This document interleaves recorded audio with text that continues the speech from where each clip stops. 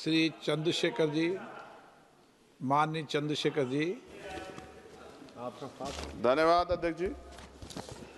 अध्यक्ष जी, मैं आजाद समाज पार्टी काशीराम की ओर से स्वास्थ्य सुरक्षा से राष्ट्रीय सुरक्षा उपकर विधेयक 2025 पे अपनी बात रख रहा हूं। यह विधेयक जितना बड़ा नाम लेकर आया है उतने ही बड़े सवाल साथ लाया है। इस बिल का उद्देश्य राष्ट्रीय सुरक्षा और लोक स्वास्थ्य को सुदृढ़ करना बताया गया है, लेकिन इसकी संरचना, प्रावधान और भाषा में भारी अस्पष्टता है। अतिशक्तियां और राजस्व वसूली की प्रवृत्ति स्पष्ट रूप से दिखाई देती है। विधेयक का उद्देश्य स्पष्ट नहीं है, नाम बड़ा और दिशा धुंधली।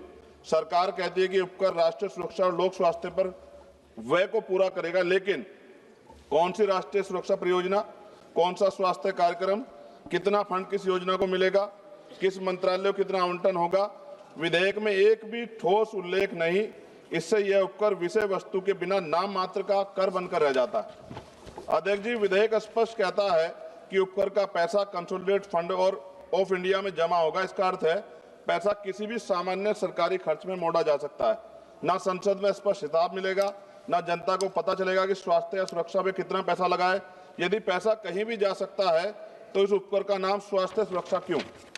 उत्पादन आधारित उपकर, उद्योग पर भारी प्रहार।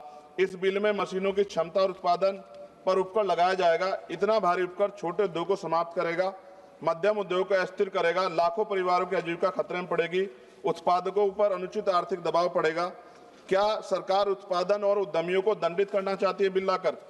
क्या अधिकारियों को अत्यधिक सख्त या भ्रष्टाचार का खतरा दोगुना? विधेयक में तलाशी, जब्ती, छापे, निरीक्षण, गिरफ्तारी और सख्त ऑडिट के विशाल अधिकार संयुक्त आयुक्त स्तर के अधिकारियों को दिए गए हैं। इससे अधिक शक्तियों से दमनकारी कर वसूली बढ़ेगी, व्यवसायी भय में काम करेंगे, भ्रष्टाचार और रेंट स्कीम को बढ़ावा मिलेगा।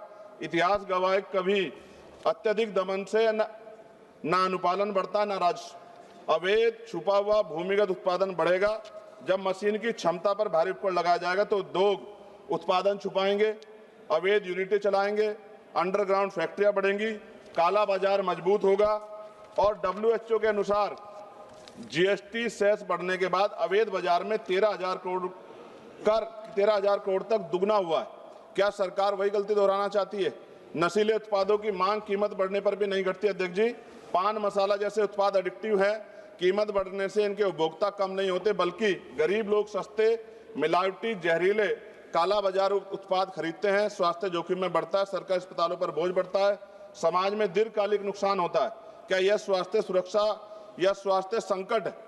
राज्यों को उनका संवैधानिक हिस्सा न मिलना, इससे उपकर नॉन डिविजिबल है।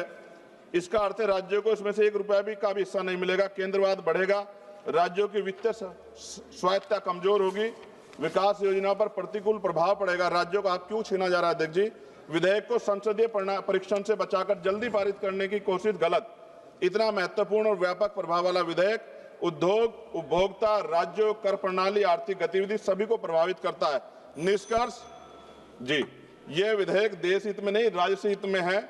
और माननीय अध्यक्ष जी, सभी तथ्यों को देखते हुए स्पष्ट है, यह विधेयक अस्पष्ट है, अनियंत्रित है, शक्तियां देता है, उद्योग विरोधी है, अवैध बाजार बढ़ाएगा, गरीबों को नुकसान पहुंचाएगा, राज्यों के अधिकार छीनता है और उपकर प्रणाली को अविश्वसनीय बनाता है। हमारी स्पष्ट मांग है, विधेयक को तत्काल प्रवर समिति स्टैंडिंग कमेटी को भेजा जाए, उपकर की दर, उपयोग और पारदर्शक ठोस प्रावधान शामिल किया जाए, कर अधिकारियों की शक्तियों को सीमित और जवाबदेह बनाया जाए, उपकर राष्ट्रीय स्वास्थ्य व राष्ट्रीय सुरक्षा पर व्यय हो, इसका कानूनी प्रावधान अनिवार्य किया जाए।